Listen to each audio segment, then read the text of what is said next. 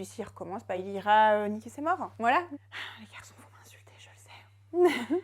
Salut les amis, j'ai envie de vous dire, on se retrouve sur ma chaîne et pas des moindres parce qu'on a atteint les 100 000 abonnés. Donc déjà, je voulais vous dire juste pas 100 000 merci, mais 1 milliard de fois merci parce que vraiment, genre, je trouve ça dingue. Ça fait pas si longtemps que j'ai ouvert ma chaîne. En plus de ça, je reste vraiment et je mets vraiment tout ce qui me correspond. J'ai envie de faire de la cuisine, je mets de la cuisine. J'ai envie de parler avec vous, je parle avec vous. Franchement, merci parce que on est une plus grosse team, on est une grosse communauté. En plus de ça, vous êtes tous très bienveillants. Je vous aime et voilà, je tenais vraiment à vous remercier. Pour ceux qui sont nouveaux et qui regardent cette vidéo et qui apprennent à me découvrir, n'hésitez pas à vous abonner parce que bon, 100 000 abonnés en peu de temps, ça veut dire que peut-être je suis super fun, super cool. Je ne sais pas, mais en tout cas, c'est sympa.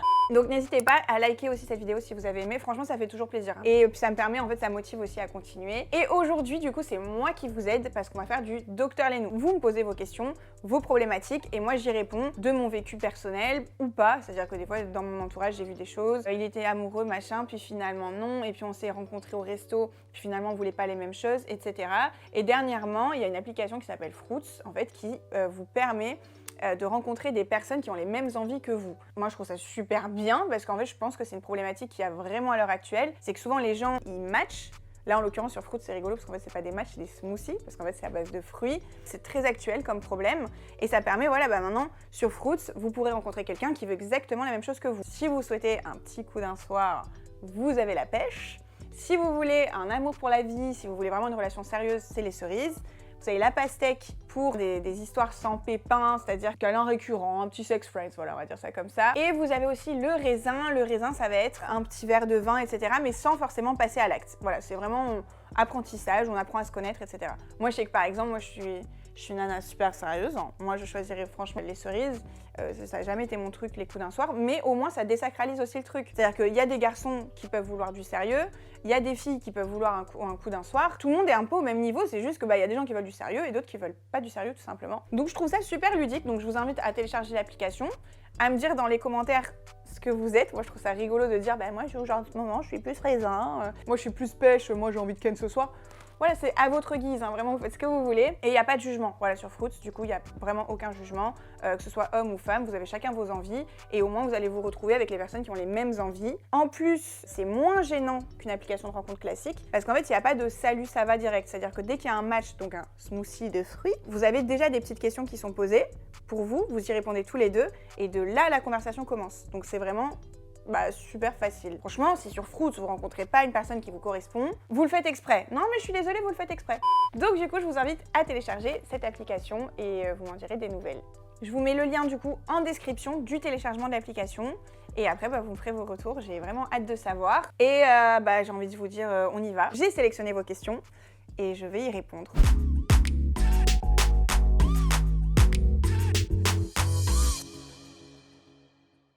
Alors, on va commencer par cette première question. Mon mec est vraiment génial parfois, mais par moments, il m'insulte, me rabaisse, me fait croire que c'est de ma faute. Il justifie chaque erreur en mettant tout sur moi. Je suis perdue car ça fait 5 ans d'amour et de très beaux moments, mais c'est parfois dur. Alors, déjà, on va remettre les choses en place. C'est-à-dire que même si ça fait 5 ans, 10 ans, 20 ans que vous êtes en couple, si à un moment donné, vous n'êtes pas heureuse, il ne faut pas hésiter à partir. Et c'est pas malheureux, j'ai souvent cette problématique-là. J'ai machin, j'ai des enfants, j'ai ci, je peux comprendre que ce soit compliqué. Mais le but, en fait, ce qu'il faut privilégier, c'est votre bonheur. Donc, si à un moment donné, il te rabaisse, ça va pas. Bon, déjà, le me fait croire que c'est de ma faute, ça par contre, ça non. Ça par contre, il faut que tu sois très ferme là-dessus. C'est très masculin, je suis désolée, désolée les garçons, mais c'est très masculin. Si demain, la fille, elle va râler sur un truc, le gars, il va dire, alors soit il va lui reprocher de râler, soit il va lui dire, oui, mais c'est parce que toi, oui, mais si, machin. On n'avance pas comme ça. Après, quand on est en couple, c'est des concessions, c'est des compromis, donc on n'arrive pas direct, salut, je suis parfait pour toi. Et de toute façon, la perfection est ennuyante. Soyez vous-même, faites des concessions, des compromis, lui doit faire la même chose, et c'est comme ça que vous avancez. Donc ça, faut que tu lui expliques. Ah oui, par contre, non, m'insulter, me rabaisse, je sais pas pourquoi j'ai pas tilté, mais ça, m'insulter, non plus. En fait, le problème, c'est que les insultes, c'est un cercle vicieux. C'est-à-dire que dès que tu vas commencer, même dans l'humour, à t'insulter, tu arriveras plus facilement à le faire dans les embrouilles. Et c'est là que part le manque de respect. Donc, il faut vraiment faire très attention aux insultes. Donc, tu lui dis non. Je pense qu'en fait, il faut juste que tu aies une grosse conversation avec lui, que tu sois un peu plus ferme. Ferme ne veut pas dire crier, devenir hystérique. Juste ferme. Et je pense que c'est quelque chose qui peut se régler. Donc, voilà. Ensuite, mon mec ne veut pas me mettre dans sa story. Est-ce qu'il a honte de moi? Alors, Il y a une solution, mais je pense qu'elle est souvent vite écartée. Si le mec ne met vraiment jamais de story, même pas lui, même pas son chien, même pas ci, même pas ça, bon, ça peut se comprendre, c'est pas son délire. Voilà. Après, par contre, s'il met des stories de tout, qui montrent qu'il a une vie, et que toi, visiblement, tu ne fais pas partie de sa vie, là, par contre, c'est problématique. On va pas chercher midi à 14h si ton mec, il montre sa vie sur les réseaux, mais qu'il ne te montre pas sur les réseaux, c'est parce que sur les réseaux, il y a des personnes à qui il n'a pas envie de montrer qu'il a une meuf. Voilà, c'est aussi simple que ça. S'il avait honte de toi, il sortirait pas avec toi. Par contre, peut-être honte d'être en couple. Et c'est ça qu'il faut vérifier. Ensuite, mon ex a peur d'aimer, mais il chine à droite et à gauche, mais tout me ramène à lui, je fais quoi? Ça suffit de trouver des excuses à chaque fois aux garçons. Vraiment. Mon ex a peur d'aimer, oui, mais j'ai trouvé que machin. Non, il n'y a pas de il a peur d'aimer, donc il chine. Non, c'est pas vrai du tout, c'est juste que ça lui plaît bien de chiner. Faut vous rendre compte d'un truc, c'est que les garçons, ils ont comme un espèce d'instinct de chasseur. Je fais un petit peu une généralité, si vous êtes un garçon et que vous n'êtes pas comme ça, tant mieux, et bien évidemment qu'il y en a, et heureusement que ça existe, mais je parle pour la majorité quand même, c'est souvent ça, ils ont un instinct de chasseur. Le mec, il s'intéresse à la nana, il fait tout pour la voir, nan, t'es la femme de ma vie. Ah, il lui sort le grand jeu tapis rouge, vraiment tapis rouge, et puis une fois qu'il l'a, progressivement ça baisse. Il est plus attentionné, il n'envoie plus de mots doux, il n'y a plus rien, il n'y a plus de tout ça. Parce qu'en fait, c'est bon. En fait, c'est un chasseur, il a chopé sa proie. Malheureusement, il y en a certains qui sont comme ça. Donc après, ça se change, hein. Je dis pas que c'est une fin en soi et que le mec sera comme ça toute sa vie. Et souvent, il y a une femme qui fait changer un homme. Souvent, ça arrive, je vous le dis. Après, vous les filles, vous avez souvent ce challenge de ça sera moi la femme qui va faire changer sa vie. Ok, tu peux, parce qu'il y en a bien une qui va le faire changer. Mais pas en dépit de toi. Si ça te fait souffrir, tu stoppes en fait. Là, à l'heure actuelle, il kiffe juste chiner. Donc, fais ta vie toi aussi en fait. Et souvent, c'est quand toi-même, tu vas faire ta vie, qu'il comprendra que ça y est, tu lui as échappé, que là, il va revenir un peu comme... C'est comme ça que ça fonctionne, voilà, je ne vous apprends rien. Ensuite, quoi faire si je me suis disputée avec une pote et que ça fait 6 mois qu'on ne se parle plus? J'ai sélectionné cette question parce qu'elle m'a fait rire parce que j'ai moi-même pas parlé à ma meilleure amie dernièrement pendant 6 mois. Et du coup, c'était pour tout simplement te dédramatiser un peu la chose. C'est pas grave, ça arrive, on peut pas être d'accord sur tout. Ce que je veux dire, quand on est en couple, on se prend la tête genre toutes les semaines, voire tous les jours. Donc une amitié où tu te prends la tête de temps en temps, c'est pas très grave. J'ai envie de dire, on est quand même deux personnes différentes. Même si on est meilleures amies et qu'on s'aime à la folie, ça peut arriver. Moi, je sais qu'elle était en tort. J'ai pas de honte à le dire. Mais c'est moi qui lui ai envoyé un texto. Et de là, c'était reparti, on s'est revus, et c'était comme si on ne s'était jamais lâché. Mais en vrai, ma fierté faisait que j'avais pas envie de lui envoyer un message parce qu'elle était en tort. Mais j'ai bu avec un verre avec une copine qui m'a dit « Allez, Léna, c'est con ». Donc j'ai fait « Bon, allez, Léna, c'est con ». Donc voilà, donc si ça te manque trop, tu lui envoies un texto, puis vous en parlez. Comment séduire un homme qui vient de se séparer et a un enfant en bas âge? J'ai une chance, pour l'interrogation. Cette situation est réellement arrivée à une copine à moi et je trouve qu'elle a eu le meilleur des comportements finalement, mais peut-être ça diffère du tien. C'est-à-dire que toi, c'est toi qui veux séduire. Alors que là, c'était le mec qui séduisait ma copine et il venait de se séparer et il avait un enfant en bas âge. Et ma copine, en fait, ce qu'elle a fait, c'est qu'elle s'est mise avec lui, elle a dit « Écoute, moi je veux du sérieux avec toi, par contre, je suis pas sûre que ce soit complètement derrière toi ton histoire ». Et au final, il a eu le besoin de retourner vers donc son ex-femme, celle qui avait le bébé. Et en fait, elle lui a rien dit. Elle lui a même pas couru derrière et tout. Elle lui a dit « Bah vas-y ». Et en fait, quand elle me l'explique, elle me dit le truc, c'est que si je lui avais dit « Non, j'ai pas envie, non, n'y va pas » ou quoi, à un moment donné, ça lui aurait manqué et il aurait eu peut-être cette frustration et ce truc de « Je l'ai jamais tenté ». Donc elle lui a dit « Vas-y, ciao, merci, au revoir ». Elle m'a dit « Ça m'a détruite ». Elle m'a dit « J'ai pleuré pendant 1 mois et tout, hein ». C'est voilà. Au final, le gars, qu'est-ce qu'il a fait? Il s'est rendu compte que non, c'était réellement terminé, que c'était une histoire qui ne fonctionnerait pas. Il est revenu avec 12 rames vers ma copine et aujourd'hui, ils sont mariés et ils ont des enfants ensemble. Je t'ai donné cet exemple-là pour que tu saisisses un peu la nuance, dans le sens où il ne va pas falloir le forcer à quoi que ce soit. C'est-à-dire que le mec qui vient de se séparer, enfant en bas âge, ça reste tout frais. Même si ça se trouve dans sa tête, il est même pas sûr de vouloir réellement se séparer parce que c'est quand même, voilà, un enfant en bas âge, tu viens de construire ton foyer, c'est pas pour rien. Je serais à ta place, j'irais vraiment piano quoi. Ensuite, il a couché avec moi, m'a dit je t'aime et m'a quitté pour profiter avec ses potes. D'où l'intérêt d'aller sur Fruits. Au moins vous êtes sûr que vous recherchez les mêmes choses. Parce que ça par contre, écoute, déjà il est très lâche. Parce que s'il t'a dit je t'aime, c'est qu'à mon avis, tu lui as quand même montré que tu voulais du sérieux avec lui. Et lui s'est permis de se moquer de toi. et c'est pas bien. Donc du coup, j'ai envie de te dire que tu n'as absolument rien perdu, c'est un gros bolos. Mais voilà, si vous êtes un garçon et que vous regardez cette vidéo, arrêtez de choisir des nénettes qui ont envie de sérieux pour vous foutre de leur gueule. Franchement, arrêtez. Parce qu'en fait, vous vous rendez pas compte à quel point une fille, elle se sent salie. Elle va remettre sa vie en question, elle va remettre son corps en question, elle va tout remettre en question. Elle va se dire, mais qu'est-ce qui a fait que... Enfin, je veux dire, bon, il m'a dit je t'aime, pourquoi du jour au lendemain... Elle va vraiment se remettre en question, vous vous faites du mal. Donc en tout cas, ma chérie, tu n'as absolument rien perdu. J'ai envie de te dire, change et prends plus tes précautions peut-être la prochaine fois à vraiment... Questionne-le, quitte à être lourde au début, tu questionnes. Je suis séparée de mon ex depuis 6 mois, on se voit encore. Et on a toujours besoin de l'un de l'autre, mais il fait que me dire qu'on ne se remettra jamais ensemble et je sais pas quoi faire. S'il vous plaît, donc plus les filles que les garçons, parce que vous les garçons, la plupart du temps, vous êtes très contents de coucher avec vos ex, mais les filles qui comptent se remettre avec leur ex et qui couchent avec, vous êtes en train de leur offrir sur un plateau d'argent votre corps, les moments avec vous, donc tout le kiff, mais sans les inconvénients d'être en couple. C'est-à-dire, je te donne tout ce que tu veux, mais par contre, tu peux aussi voir ailleurs, tu peux faire ta life. Le mec, il est royal. Faites-moi confiance, faites-moi confiance. Et quand tu lui retires le pain de la bouche, eh ben, il va tout faire pour reprendre le pain dans la bouche. Voilà. Parce qu'il y aura encore plus de challenge. Il faut savoir que les garçons, c'est des enfants. Et ils aiment challenge, le jeu. Hein. Les garçons vont m'insulter, je le sais. Mon copain a du mal sur le plan sexe, j'en ai parlé, mais je me sens toujours frustrée. Il a parlé. J'ai juste dit, bébé, écoute, en ce moment, c'est un peu difficile. Bon, tu vas pas trop l'aider. Il faut peut-être l'aiguiller. En fait, tu m'expliques pas vraiment non plus de ta frustration. Donc, je sais pas, il a du mal sur le plan sexe. Si c'est sur sa façon de bouger, bon, bah, tu le guides. Ou au pire, bah, tu te mets dessus et voilà. Mais en vrai, si tu le guides, le mec, il n'y a aucune raison qu'il ne le fasse pas. Bon, après, si le mec est précoce, bah, c'est pas grave. Voilà. Là, finalement, les garçons, vous allez m'aimer. Regardez, hop, un garçon précoce, ce n'est pas grave. Non. Parce que bah, du coup, tu fais premier round, ok, c'est rapide, mais généralement, deuxième round, un peu plus long. Voilà, au moins l'un dans l'autre, les deux kiffent. Voilà, c'était cadeau.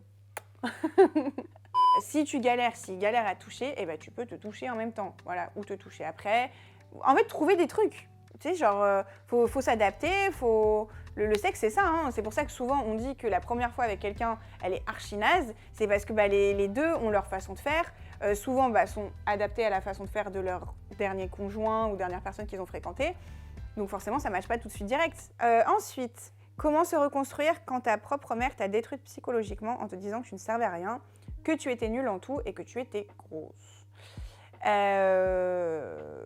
Bah, déjà, quand c'est comme ça, il faut avoir un espèce de petit recul qui fait se dire que ok, c'est ta mère, c'est celle qui t'a mis au monde, mais elle ne définit pas qui tu es. C'est-à-dire qu'il y a des relations avec des parents, avec des personnes de notre famille qui sont toxiques. Après, je peux concevoir que ce soit très difficile à gérer parce que bah, quand tu fais ta construction toute ta vie et que les personnes qui sont bah, les premières personnes en fait, de ta vie, père ou mère, te descendent, forcément, bah, tu prends cher. Maintenant, il faut juste que tu travailles dessus parce que c'est pas parce que tu as des séquelles que tu ne peux pas les enlever.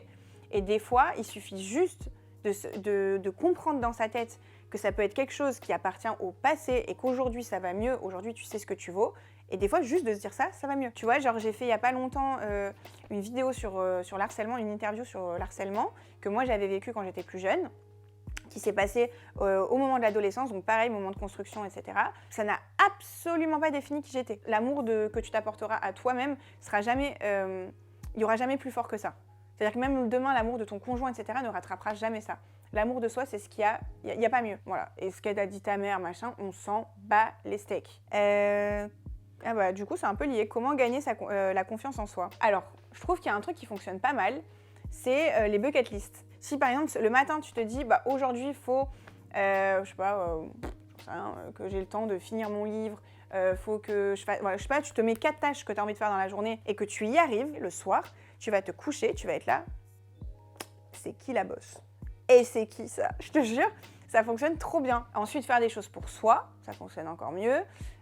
Donc tu prends soin de toi, tu prends des moments seuls. Les moments seuls, moi je trouve que ça aide beaucoup. Mais surtout, n'essaye pas de gagner ta confiance en toi chez quelqu'un. On a tendance à faire ça, c'est-à-dire qu'on va chercher notre confiance en nous chez l'homme.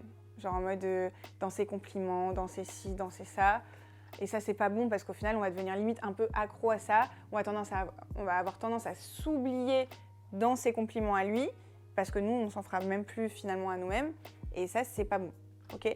Donc du coup, voilà, confiance en toi, c'est amour de toi. 2 ans et demi avec mon mec, signature, achat terrain. Je viens d'apprendre qu'il fait des trucs derrière mon dos. Pas de tromperie, mais des petits bails, pas grave avec d'autres filles. Petits bails, je sais pas ce que t'appelles petit bail. Si c'est des messages, ça dépend de la nature des messages aussi. Par contre, si c'est des bails en mode vraiment le mec il parle cul à longueur de journée, etc., ça commence à être un peu compliqué, franchement.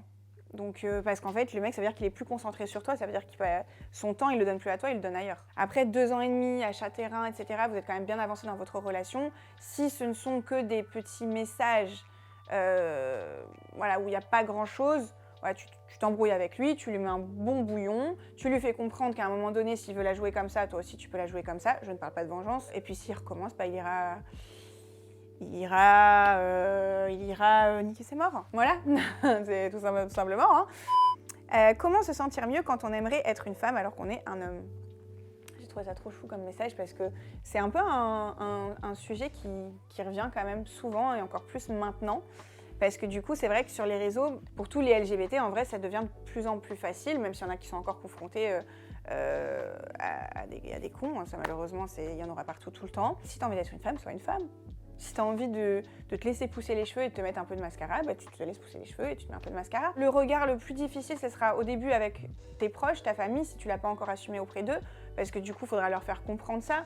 Et il faut pas leur en vouloir si au départ ça leur fait bizarre, parce que forcément, tu annonces à ta maman, ou bah maman, finalement, voilà, je suis un garçon, mais finalement, je préfère être une fille. Je pense pas qu'elle t'en voudra, mais il faut quand même prendre des pincettes pour lui expliquer les choses. Pour pas déjà qu'elle croie que c'est qu'une lubie. Là, en l'occurrence, si c'est quelque chose qui est profond, va au bout de ton truc. Il a couché avec une autre 3 jours avant de s'engager en couple avec moi. Est-ce que je dois lui en vouloir? Ça dépend de ce que vous vous disiez avant de vous engager, mais en vrai, c'est pas grave. Non, par contre, tu peux lui mettre un bouillon, lui dire « Attends, on était en train de discuter, ça veut dire quoi? Ça veut dire que je discutais avec toi, on est quasiment en train de se mettre ensemble, et tatati, tu peux lui mettre un gros bouillon. » Maintenant, dans les faits, il t'a pas trompé. C'est horrible, hein. Là, je parle limite comme un garçon, en mode il m'a trompé, tu vois. Mais c'est vrai, mon ex est un pervers narcissique et moi, je suis en dépendance affective. Et ça sera la dernière question. Bah déjà, si tu sais que c'est un pervers narcissique, j'ai envie de te dire, vraiment, je t'en supplie, n'y retourne jamais. Il a beaucoup joué avec toi, du coup, vu que c'est un pervers narcissique, il a beaucoup joué avec toi, c'est ce qui fait qu'aujourd'hui, tu es dépendante. Réapprends à t'aimer toi. Réapprends ta vie parce que tu avais une vie avant de le connaître. Donc reprends ta vie. Il a été un chapitre de ta vie. Voilà. Et quand tu sors du deuil de cette relation, bah, t'es béton. Mais je te jure, hein, t'es béton de ouf et on peut plus te la faire. Peut-être même je ferai une vidéo là-dessus, une vraie vidéo complète sur les relations toxiques et les pervers narcissiques. Ça peut être pas mal. Bref, c'est la fin de cette vidéo. J'espère que ça vous a plu. Je vous invite à nouveau à télécharger l'application Fruits parce que c'est vrai qu'à travers les questions, on a pu quand même voir que souvent, les gens, je sais pas, ils sont pas trop OK avec leurs envies dès le départ.